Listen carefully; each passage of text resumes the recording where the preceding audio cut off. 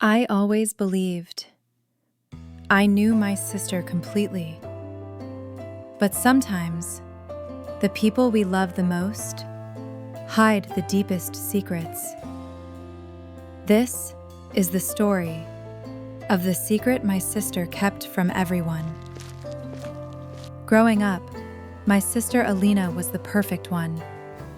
Straight A's, polite, mature, loved by everyone. Meanwhile, I was the normal one. Messy, emotional, still figuring life out.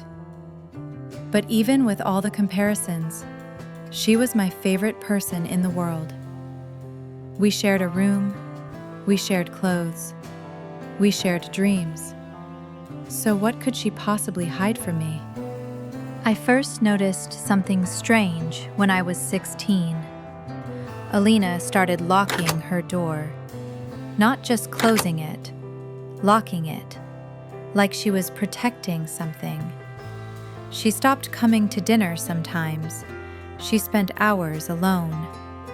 Her smile felt different. Her eyes carried a weight I couldn't explain. I told myself it was stress, that she'd tell me when she was ready. I was wrong.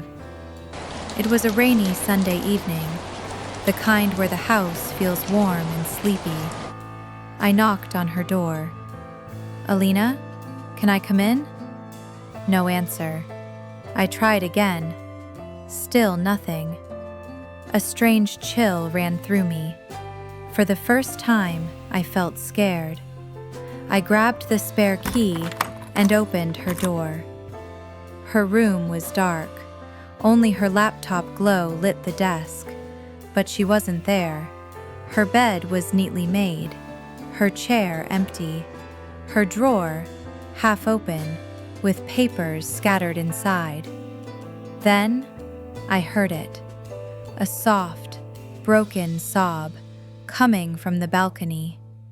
I rushed outside and saw her, curled up in a corner, knees to her chest, crying like her world had fallen apart.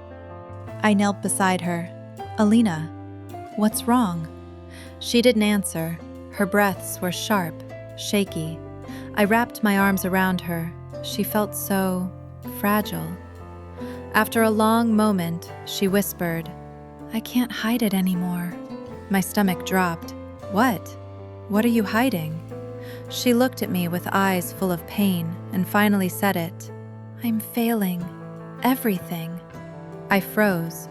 She pulled out a folder, filled with red marks, zeros, failed exams. "I'm not the perfect daughter everyone thinks I am," she cried.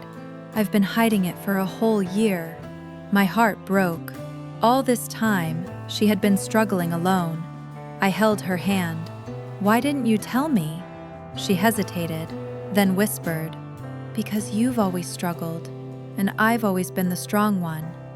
If I tell the truth, I'll disappoint everyone." She wasn't hiding failure, she was hiding fear. Fear of losing the identity she grew up with. Fear of not being enough. She told me everything. The expectations, the comparisons, the pressure of always being perfect. How she cried into her pillow every night. How she wore a mask every morning. How the mask was slowly destroying her. "You don't have to be perfect for me," I whispered. Those words finally broke her. She cried into my arms, but this time, it sounded like release. The next morning, we sat with our parents. Alina trembled beside me as Dad opened the folder. Mom's eyes softened. Dad's face fell.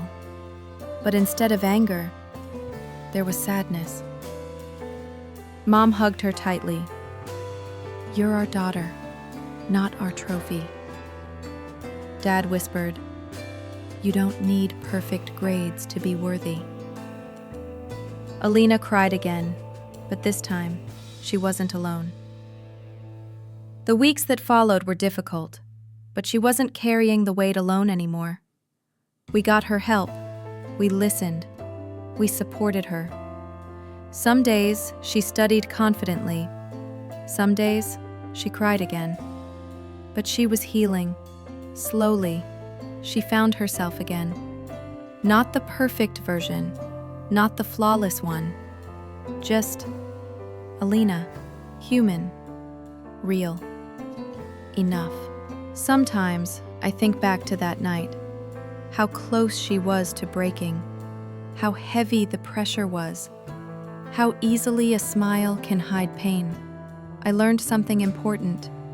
Even the strongest people need someone to check on them. Even the quietest cries deserve to be heard. Even sisters can hide their deepest wounds.